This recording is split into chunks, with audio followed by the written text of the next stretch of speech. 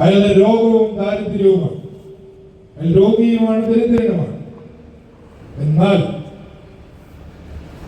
ആ രോഗത്തിനും ദാരിദ്ര്യത്തിനും നമ്മൾ വിഭാവനം ചെയ്യുന്നതിനപ്പുറമുള്ള ഒരു ദൂരമുണ്ട്. നമ്മളെ സംബന്ധിച്ചിടത്തോളം ദാരിദ്ര്യം എന്ന് പറയുമ്പോൾ ഒന്നുമില്ലാത്തൊരവസ്ഥയൊക്കെയാണ്. എന്നാൽ ഈ കഥയിൽ യേശു തമ്പുരാൻ അവതരിപ്പിക്കുന്ന പരമദരിദ്രനായ ഈ മനുഷ്യന്റെ ദാരിദ്ര്യം എന്ന് പറയുന്നത് ഒരുപക്ഷെ ഇവിടെ ഇരിക്കുന്ന ആരും തന്നെ നേരിട്ട് അനുഭവിച്ചിട്ടില്ലാത്ത തരത്തിലുള്ള ഒരു ദാരിദ്ര്യമാണ്. എന്താണ് ആ ദാരിദ്ര്യം? ധനവാന്റെ മേശയിൽ നിന്ന് വീഴുന്ന എച്ചില് പോലും കിട്ടാത്ത പട്ടിണി. എച്ചിൽ കൂലിയിൽ തപ്പിയവരാരും ഇവിടെ ഉണ്ടാവില്ല. ധനവാന്റെ മേശയിൽ നിന്ന് വീഴുന്ന എച്ചില് പോലും കിട്ടാത്ത പട്ടിണി. അയാളുടെ രോഗത്തിന്റെ പ്രത്യേകത എന്താണ്? അയാളുടെ രോഗത്തിന്റെ പ്രത്യേകത 10, 70, 80 വയസ്സിൽ ശരീരത്തിൽ കയറ്റാവുന്ന കീഴ്ത്തകളിലൂടെ എല്ലാം കുഴൽ കയറ്റി അയാൾ 5 സ്റ്റാർ ഫെസിലിറ്റി ഉള്ള ഒരു ആശുപത്രിയുടെ ICU കിടക്കുകയല്ല. പിന്നെയോ അയാളൊരു തെരുവിൽ നായ്ക്കൾ വ്രണം നക്കുന്ന രീതിയിൽ കിടക്കുകയാണ്. ഇത് നമുക്ക് ഭാവനയിൽ കാണാൻ പറ്റും. സന്തോഷ് ചേച്ചിക്കാലത്തിന്റെ ഒരു ചെറുകഥയാണ് ബിരിയാണി. ആ കഥയുടെ തുടക്കത്തിൽ തന്നെ ഒരു ഡിസ്ക്ലൈമർ പറയുന്നത് അതിങ്ങനെയാണ്: നിങ്ങൾ നിങ്ങളുടെ മനോവിഷമം മറ്റൊരാളോട് പങ്കുവയ്ക്കുന്നു. ആ കേൾക്കുന്നയാൾ നിങ്ങൾ പറയുന്ന അനുഭവങ്ങളിലൂടെ നേരിയ തോതിലെങ്കിലും കടന്നുപോയിട്ടുള്ള ഒരാളായിരിക്കണം. അല്ലാത്ത പക്ഷം അയാൾക്ക് മുമ്പിൽ നിങ്ങൾ ഒരു കുറ്റവാളിയോ കോപാളിയോ ആയി തീരാനിടയുണ്ട്. നിങ്ങളുടെ വേദനകൾ നിങ്ങൾ മറ്റൊരാളോട് പങ്കുവയ്ക്കുമ്പോൾ മനുഷ്യനെന്ന യാഥാർത്ഥ്യം, മനുഷ്യൻ അനുഭവിക്കുന്ന വിഷമതകൾ അത് നേരിട്ടറിയുമ്പോൾ സത്യത്തിൽ നമ്മൾ പകച്ചുപോകും. ഇന്നലെ എനിക്കുണ്ടായ ഒരു അനുഭവം.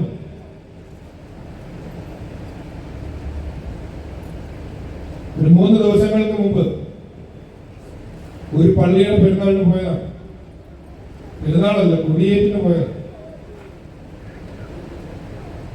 കൊടിയേറ്റുമ്പോ തന്നെ 15 ചണ്ടയുണ്ട്.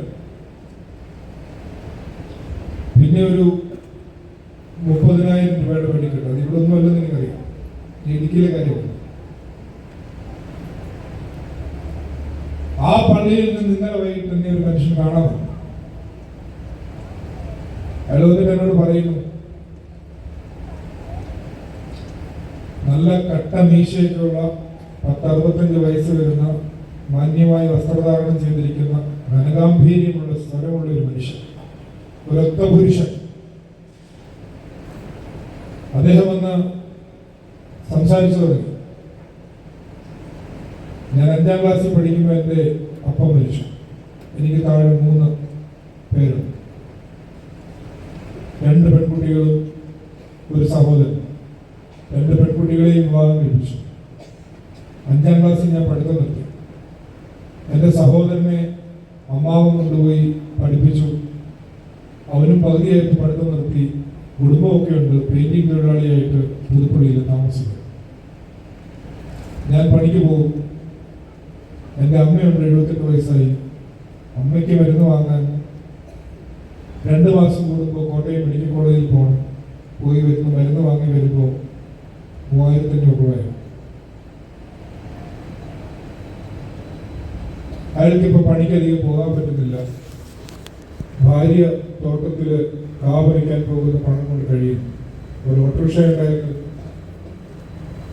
CC അടയ്ക്കാൻ ആൾക്കാർ കൊണ്ടുപോയി. മൂത്ത മകൻ ഒരു പെണ്ണിനെ കൂട്ടിക്കൊണ്ട് വന്ന അവൻ ഇറങ്ങിപ്പോയിരിക്കുന്നു. 2ാമത്തവൻ, അവന്റെ കല്യാണം 2 മാസം മുമ്പ് നടന്നു. 15 വർഷങ്ങൾക്ക് മുമ്പ് പഞ്ചായത്ത് നൽകിയ ഒരു വീട് അത് അവന്റെ കല്യാണമായപ്പോൾ ഒന്നുകൂടി ഒന്ന് വൈറ്റ് വാഷ് ചെയ്തു. അതിന് 3,4 ലക്ഷം രൂപ കടമുണ്ട്. പലർക്കിടയിൽ 3,000 ചില്ലുവാൻ രൂപ കടമുണ്ട്. അയാൾ വന്നത് വലിയ സഹായമൊന്നും ചോദിക്കാനില്ല. അയാൾ വന്നത് സത്യത്തിൽ ഈ കാര്യങ്ങളൊന്ന് പങ്കുവയ്ക്കാൻ വേണ്ടിയിട്ടാണ്. ഞാൻ മുമ്പേ പറഞ്ഞില്ല, ഒത്ത പുരുഷൻ ഇത് പറഞ്ഞ് അവസാനിക്കുമ്പോൾ അയാളുടെ ഈ കണ്ണിന്റെ കോണിൽ ഒരു ഇത്തിരി വെള്ളം താഴേക്ക് വരുന്നു. ഞാനിത് പറയുമ്പോൾ ഇത്തരം അനുഭവങ്ങളിലൂടെ കടന്നു പോകുന്ന മനുഷ്യർ, കടന്നു പോയ മനുഷ്യർ ഇവിടെ തന്നെ ഇരിപ്പുണ്ടാവും. ഇത്തരം മനുഷ്യരുടെ മുമ്പിലാണ് നമ്മൾ ചെണ്ട കൊട്ടുന്നത്. ഇത്തരം മനുഷ്യരുടെ മുമ്പിലാണ് നമ്മൾ കാശ് കത്തിച്ചു കളയുന്നത്. ഇവിടെയാണ് നമ്മുടെ നീതിബോധം നമ്മളോട് തന്നെ ചോദ്യം ചെയ്യേണ്ടത്. അല്ലാതെ മെത്രാൻ കൽപ്പന ഇറങ്ങിയാൽ അവസാനിക്കില്ല, അച്ഛന്മാർ പ്രസംഗിച്ചാൽ ഇതൊന്നും അവസാനിക്കില്ല.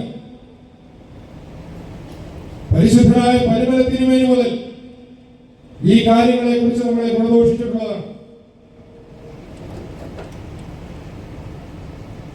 ഇതിനവസാനം നമ്മുടെ അവസാനമായി നീതിയുടെ പ്രവാചകനായി നമ്മുടെ ഹൃദയത്തിൽ നിന്നും തീപ്പന്തം പോലെ നിൽക്കുന്ന അഭിമന്യനായ ഉസ്താദ് തിരുമേനി, ധനവാനെ ബലവാനെ ലാസറിനെ മറക്കല്ലേ, അദ്ദേഹം പാടിത്തന്നിട്ടുണ്ട് നമുക്ക്. ഇവിടെ ഈ കഥയിൽ പരാമർശിക്കുന്നത്, ഇത് കഥയെന്ന് പറയുമ്പോൾ ഇത് മോശ പറഞ്ഞ കഥയല്ല, ഞാൻ പറഞ്ഞ കഥയല്ല, യേശു പറഞ്ഞ കഥയാണ്. വിശ്വസിച്ചാലും ഇല്ലെങ്കിലും ഞാൻ ഇതൊരു ഡിസ്ക്ലെയിമറായിട്ട് ഇപ്പൊ ഇവിടെ ഇട്ടിരിക്കുന്നത്. ഇതിന് താഴോട്ട് പറയുമ്പോൾ ചിലപ്പോൾ നിങ്ങൾക്ക് ഇതിൽ വിശ്വസിക്കാൻ ഒരു പ്രയാസം വരും. വിശ്വസിച്ചാലും ഇല്ലെങ്കിലും ഇത് യേശു പറഞ്ഞ കഥയാണ്. യേശു പറഞ്ഞ കഥയിലെ ദരിദ്രന്റെ ദാരിദ്ര്യത്തെ കുറിച്ചും രോഗാവസ്ഥയെ കുറിച്ചുമാണ് ഇവിടെ പറഞ്ഞത്.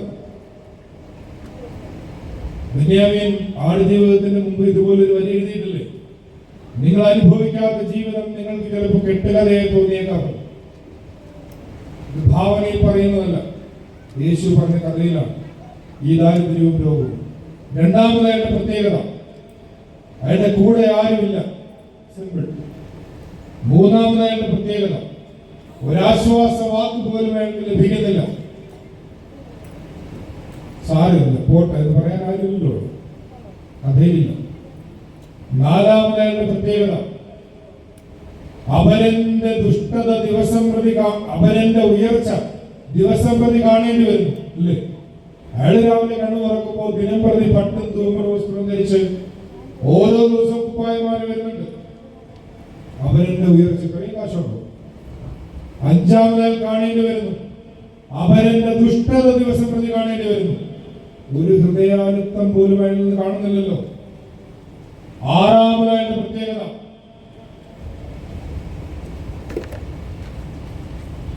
വിഡ്ഢികളുടെ അപമാനം സഹിക്കേണ്ടി വരുന്നു. അതെന്താ അതിന്റെ അർത്ഥം? ക്രിസ്തോസം ഇയ്യോബിന്റെ പുസ്തകം കോട്ട് ചെയ്യുന്നതാണ്. ഇയ്യോബ് വലിയ ദുരിതത്തിലും പ്രയാസത്തിലും കടന്നു വന്നപ്പോ അവരുടെ കൂട്ടുകാരവരെ കാണാൻ വരുന്നു. ആദ്യത്തെ 7 ദിവസം ഒരു കുഴപ്പമില്ല, കാരണം അവർ മൗനമായിട്ടാണ് അവരുടെ കൂടെ ഇരുന്നത്. അത് കഴിഞ്ഞ് അവരവനെ ഉപദേശിക്കാൻ തുടങ്ങി. ഉപദേശം തുടങ്ങി കഴിഞ്ഞപ്പോഴോ സൈലന്റ് ആയിരുന്നു ഇയ്യോബ്, വയലന്റ് ആയിരുന്നു. ചില ആളുകളുണ്ട് നമ്മുടെ അടുത്ത് വരും, എന്തെങ്കിലും ഒരു അസുഖമൊക്കെ വരുമ്പോഴായിരിക്കും അടുത്ത് വന്നിട്ട് അസുഖമൊക്കെ ചോദിച്ചു, വിവരമൊക്കെ ലക്ഷണമൊക്കെ ചോദിച്ചിട്ടാണ് പറയുന്നത്. ഇതേ ലക്ഷണമായിരുന്നു നമ്മുടെ ഇന്നത്തെ ഇന്നാർക്കും 2 ദിവസം കഴിഞ്ഞ് പാടത്ത് പോയി. എന്തൊരു ആശ്വാസം നമുക്ക് കിട്ടുന്നു.